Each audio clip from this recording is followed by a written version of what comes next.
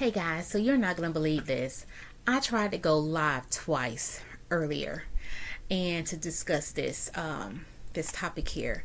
And for whatever reason, I was having some technical difficulties and I said, "You know what? If I can't go live, I'm just going to go ahead and make a video. That's what I'll do. I'll just go ahead and make a video. You're not going to defeat me, devil. I'm still here. I'm still here." So, yeah, what I want to talk about is that in order for us to thrive, we need a support system. We need a support system. And today I attended one of the activities at my church for the women. Every third Saturday, we have a women's event. So today's topic was, I am my sister's keeper. I am my sister's keeper. And I just love that because it just spoke on, you know, the support that we get from one another as women. What we get from one another as women. And men, you need a support system as well. But unfortunately, it was just for the ladies today. But you're more than welcome to sit in and listen, because what we talk about would this will work for men as well. But this is just specifically, because it was for a women's event that I was talking about for women, but this would still apply to men as well. So one of the first things we talked about was the fact that, a godly sister is trustworthy. And I just believe that is so important, because when you connect with someone as a sister, this is someone that you believe is going to have your best interest at hand. And I'm going to have that person's best interest at hand as well. This is not a one-sided relationship. This is a relationship. This is a connection that I have made with this other individual or individuals. So sometimes we're not as fortunate to have that sisterhood connection within our own biological family. And I'm a firm believer that God will send us people to be there for us and for, to support us. And He also assigns us to people that we can encourage them, inspire them, motivate them, be a listening board for them. It's a sisterhood. And we just talked about the fact that that it is so important for that person and for you to be trustworthy, because someone is sharing their deepest feelings, their deepest emotions with you, things that they are going through. And you just want to know that whatever you're sharing, they're not going to exploit you. They're not a gossiper. You're not going to hear this again, And there's an old hymn, I must tell Jesus all of my trials. I cannot bear this burden alone. Yes, we can go to Jesus in prayer. We can talk to Jesus. But we need people as well. We need people as well. No man is an island. We are on this earth to be together with one another. And I know some people call themselves loners, and everybody, have to do what they think is best for them. But even as being a loner, you still need somebody in your corner. You still need someone you can talk to, you can feel, you can touch, even as a loner. So just having that trustworthiness, having that bond with someone that if you're going through something, and it doesn't have to be bad, it could be something good. Maybe you just got a promotion, you just bought a new home, maybe you just got engaged, you're married, you're expecting your first baby. You want to share these different events with someone else. You don't want to just have to keep that all into yourself. And unfortunately, we live in a world now that sometimes you don't know who to trust. You don't know who you can, share your deepest thoughts with. That's why it is so important that you have that discernment, and that you really pray about who you are connecting yourself to. You really need to be praying about who you are connecting yourself to. And one of the prayers I pray all the time: God, show me who is for me. Reveal to me who is for me, and reveal to me who's not for me. And God would do it. I shared today, sometimes God would share with you people you think are in your corner and they're not, and you be like, God, you got that one wrong, God. And God is like, no, you got it wrong. I ain't never wrong. I don't never lie. You got it wrong. You got your feelings so caught up into it that you really couldn't see the person for who they are. And sometimes we miss the mark. So yeah, you gotta, and people they will show you who you are through a season of life. There's different seasons in life, just like with the like how we have a summer, winter, spring, fall. There's seasons in relationships where you can see people for who they really are. And it's not all about when you're on the mountaintop. I need to know how you're going to act when I'm in the trenches, when I'm in the deepest of the deep. Who are you? Who am I to you when you are going through something, when you are struggling? How do I show myself to you? Can I comfort you when you're going through something? Or am I so into myself I can't see what another sister is dealing with? So I just really enjoyed that segment that we had today. And I thank God that we have a first lady, that God can give her visions for our church, for our women's ministry, that we can run with, because we need this. We need this kind of dialogue in this day and time. We need to understand that everybody is not against us. Everybody is not against us. So another one we talked on is a godly sister offers emotional support, and I've already talked a little bit about that. That emotional support piece. This was a big one. Listens without judgment. Sometimes we can be judgy. I can raise my hand and be like, girl, now good well you don't need to be doing that. No, that is not the time or the place for me to be doing that, because you, D, are not perfect. You are perfectly flawed. And so I just really love that she had this on this paper. I want to read this real quick. She will listen without judgment because she knows your feelings are valid even if she doesn't agree with them herself. That means when tough conversations come up regarding having different viewpoints from one another, conversations remain productive. I messed that up. Let me read that again.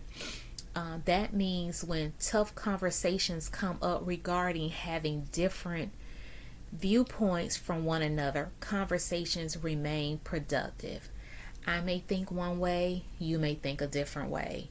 We may have a little heated discussion, but our discussion should still be productive. It shouldn't get heated to the point that I'm getting an attitude with you.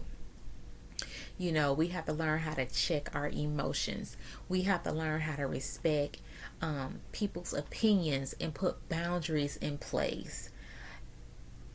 That's what sisterhood is all about. That is what sisterhood is all about. I don't need someone around me who is going to constantly be in agreement with me if I'm not right. Don't judge me, but tell me in a way, hey, I think you might want to go back and rethink this before you move forward. I think in your best interest, you might want to slow your roll. You want to slow your pace.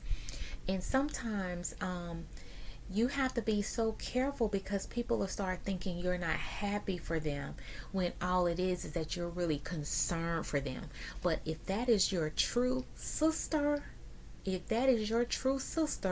she should know there's no jealousy, there's no envy. She wants what's best for you, and she's telling you this in love. But there's a way to convey your message. Don't let your message come across, oh no, you don't need to do that. Hey, have you thought about it this way? Have you looked at it from this point of view? Have you considered this? Hey sis, have you considered this? Check your tone, check your body language. Make sure you're allowing that person to get everything out. Listen. Don't be so quick to want to, oh yeah, but by the way, have you, no. this is a conversation and a matter that is serious. We got to take things like this serious and not take it so lightly. And I love this other one. This whole thing was just phenomenal. A godly sister challenges you. While you may love the comfort of talking about easy, pleasant things, you must also consider having conversations that challenge each other. They can either be academic discussions, deep personal experiences, politics, or other relevant matters. The best conversations come from mutual challenges and shared vulnerabilities or weaknesses. We all need different perspectives for growth. I know I have a friend, she was talking about the fact that, she wanted to take some classes. And I hadn't heard her talk about them in a couple of weeks. And I waited a few weeks and I came back and I said, hey, did you enroll in class? Where are you at in this process? And she told me something. I'm like, you need to call the guidance counselor today. Everybody I connect myself to, I want them to elevate. That was how I was able to go back and get my bachelor's and get my master's, because someone pushed me. So my job now is to push others forward. When I get a chance and I speak to young ladies at work that's much younger than myself, I'm constantly pushing them. Hey, get a trade, get a skill set, get that degree, get that certification. That is so important. And it's not all academic. Hey, what are you doing with your finances? You thought about investing? Because this is something I just started getting into investments on my own just last year. I have a 401k. I've had that for years and years and years. But to start investing on my own, that was something new for me, and I'm still learning. So as I learn, I try to share what I learn with other people. So it's not about me going higher. I want my sisters to go with me. I want us all to win. So information sharing is so essential. It's so important. And even with this political client, I pretty much try to stray away from stuff like that. But if those topics come up, we have a way that we know how to discuss those and do it in a decent and orderly way. So yeah, because we all may not see the same viewpoints. We may not all have the same viewpoints, and that is okay. It is perfectly okay. We talked about respecting boundaries. We talked about communication is key. Godly sisters maintain relationships through thick and thin. Are sisters only biological? We know absolutely not. My biological sister is no longer here with me. So I definitely need a sisterhood supporting system, which I had before my sister even passed. So that was so important for me with the passing of my mom, my grandmother, my sister, my brother. Yeah, you need that. You just can't go around thinking you're superwoman and you got this cape on your bike and you can tackle the world by yourself. You're going to end up in the crazy house. Seriously, you're going to end up in the Looney Tune house. We need other people we can touch, people we can call, people we can text, and it doesn't have to be everything every day. I have close friends. Sometimes I don't talk to them within sometimes 30 days. But guess what? We pick right back up as if we've been speaking every day, because no matter where they are, I can feel them. There's a vibe.